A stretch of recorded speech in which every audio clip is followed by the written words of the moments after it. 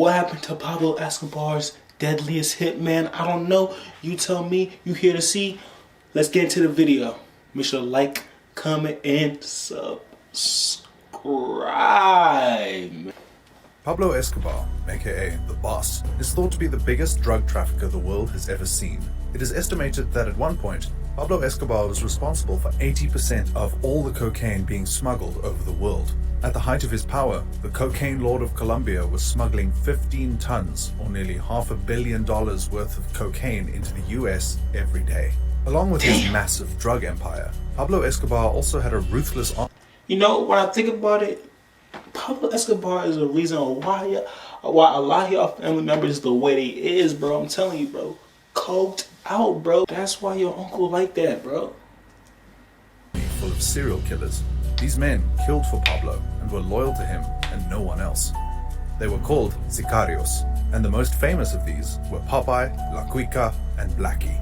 If you're a fan of the hit Netflix series Narcos, you're probably familiar with them already. Well, today we're going to take a look at where these cold-blooded murderers are today and what's the story behind their obsession with killing people. Number 1. Popeye. Popeye might sound childish and cute, but he's anything but. Juan Jairo Velázquez is the real name of Popeye, given to him due to his protruding jaw, which was later fixed through surgery. The story of Juan Jairo Velázquez starts in Yarumal, Antioquia, Colombia. As surprising as it might seem to you, but it's absolutely true, he used to be a part of the Colombian National Army, and then joined the cadet school of the National Police. A hitman like Juan Jairo Velázquez used to be a part of something that was solely created to protect the public. Let's dig deeper. At first, he was part of the school of NCOs of the Colombian Navy, but then he transferred to the National Police Academy, where he studied for only 1 semester. What did he study there? How to shoot people with enough efficiency that they didn't get to blink twice after the bullet is in them? Wherever he learned his skill, it helped him kill 257 people. Well, that is the number of people that he has willingly confessed about murdering. Who knows about the people whom he has killed but hasn't confessed to? Not only that, but there were also countless kidnappings.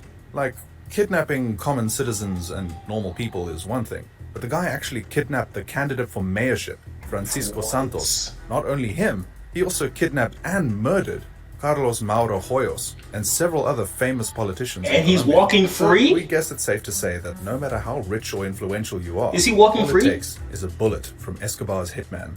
If you're horrified after finding out how many people he killed himself, wait until you find out how many killings were arranged by him. 3,000 murders. You heard that right. 3,000 murders were successfully planned by the psychotically genius hitman. Some people might even call him a genius when it comes to planning stuff, even if it was other people's deaths. Definitely not something you should use for inspiration, jokes aside. Where is he right now? 6 feet under, dead, gone, finished. But did he Doesn't ever breathe the air of this land anymore. While Popeye is a vicious killer, he sure does clean up nice. ¿Cómo aprendió a matar? Me dice a los 12 años. ¿Usted se recuerda cuándo? Did this nigga ever pay for his crimes? Like, I don't understand. El primero que yo maté fue por ahí de 17 años de edad. You just a walking about no murderer. El primero era conductor de bus y había tumbado la mamá de un amigo nuestro cuando conducía. No espero que se bajara y no que la señora se iba a bajar y se cayó y la mató. Y la dejó ahí tirada como un perro. Entonces, I don't even know why I'm asking. Like, I didn't know. Juan fondly talks about the... I don't know why I'm acting like a couple months ago, these niggas didn't just go to war at a whole prison to break out fucking his Pablo Escobar's like son or some shit, his brother or some shit. Of course he didn't go to jail. Like, these niggas is on they're different. They're like, you know what I'm saying? It's like government, like Mexican government. Escobar. I want to say U.S. government. Then like the Rothschilds.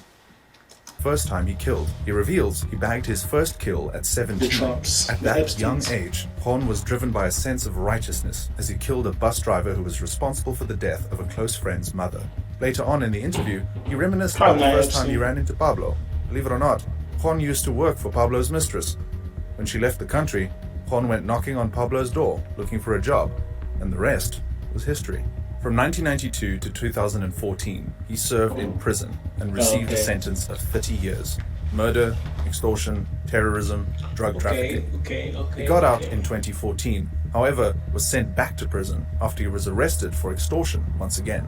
Old habits die hard, I guess. The guy was constantly in and out of prison until he finally died of stomach cancer. Interestingly, he also set up a YouTube channel during his time out where he told stories about his time as a vicious, stone-cold killer. According to him, there was an 80% chance that he was going to be killed by a former gang member. I guess even psychotic killers aren't safe from cancer. Moving on to the next hitman of the world's deadliest drug lord. Number 2, La Cuica. La Cuica, or Lady Munoz Mosquera, is considered by many to be the most ruthless and violent out of all of Pablo's killers. Dandeni made his way into the Colombian drug war after being inducted into the Colombian army. However, he was soon discharged due to several minor theft charges. From here, he made his way into Pablo Escobar's cartel, the Medellin cartel. This is when he was given the nickname of La Cuica. La Cuica means fat girl and was given to Dandeni due to his resemblance with his aunt. La Cuica soon rose to the top of the cartel's ranks and became an expert at everything torture. Not only was he one of Pablo's most trusted hitmen, but was also responsible for helping Pablo's army of killers. La Cuica ran a sort of training camp for hitmen. Kids, usually boys but sometimes girls too, were taken from the street and trained to be loyal and expert killers for hire. La Cuica was one of the best at what he did. After murdering his victims, he would come. Does that shit not like affect you mentally, like killing somebody? Like, I just think killing like one person would like haunt me for the rest of my life. But these niggas are killing like hundreds, thousands of people, bro. Like that shit don't like. Maybe some niggas is really cold-hearted, bro. Carve the words KK on his victims. This was so he could prove that he was in fact the one responsible for the murder. It is rumored that he also skinned his victims alive and sometimes went as far as having them castrated. For La Cuica to take up this lifestyle is quite surviving since he had humble origins. His father, believe it or not, was a policeman, while his mother was an evangelist. He was also related to the church during his early life. The US was after him for quite some time. However, they couldn't do anything since they didn't have the jurisdiction. All this changed after the 1989 bombing of Flight Avianca. You see, Pablo Escobar liked to make a statement. If one person needed to be killed, he would have the entire bus or plane blown up. For the murder of an inside informant, La Cuica was hired to blow up an airplane. The hour-long flight was cut short as the plane blew up in mid-air, killing all 101 passengers on board. This plane had 2 American citizens on board, the death of whom gave the US a reason to come after La Cuica. The crime made La Cuica the first person to be convicted under the 1956 federal law which criminalized bombing a civilian aircraft. He was also the first person to be tried under the 1986 terrorism statute, which allows the US justice system to put foreign criminals on trial in cases of American death. The US tried La Cuica to 220 murders and the Colombian government to more than 440 murders, although the Colombian government never really pressed formal charges. La Cuica was caught and underwent trial in 1994. Later found guilty, he was sentenced to 10 life sentences and 45 years to be served consecutively. La Cuica is still serving his sentence and is staying at the same prison where the infamous Unabomber is locked up. In an interview from prison, La Cuica surprisingly denied all of his crimes. Por vida en la cárcel. Yo les dije que por qué, si yo no había cometido ningún delito.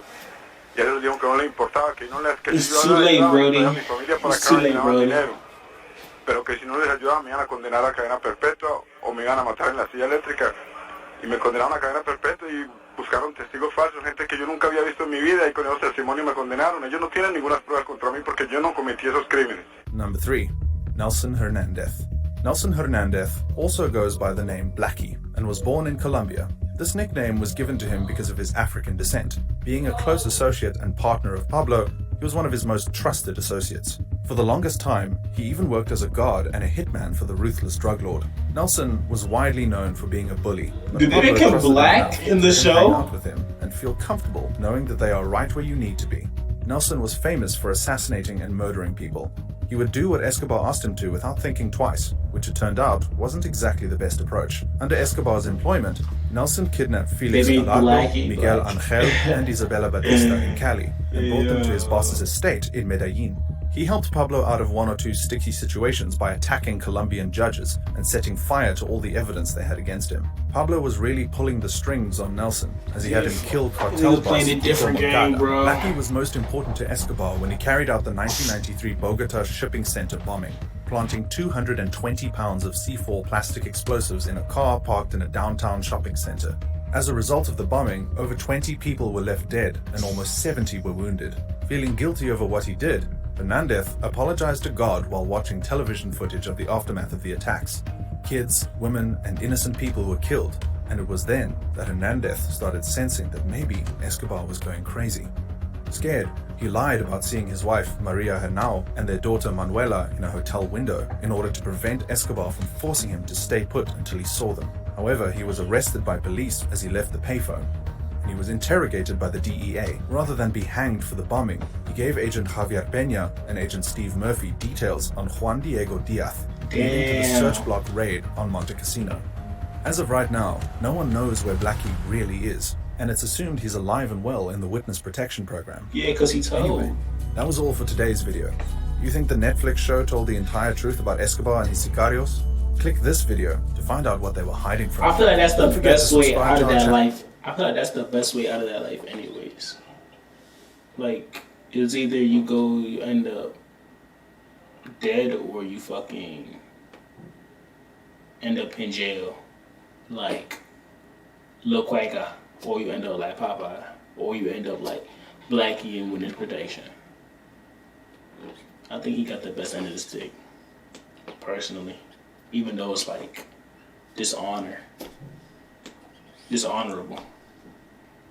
But thanks for watching the video. Make sure to like, comment, and subscribe. Tune in next time. And we can be under my umbrella, under my umbrella.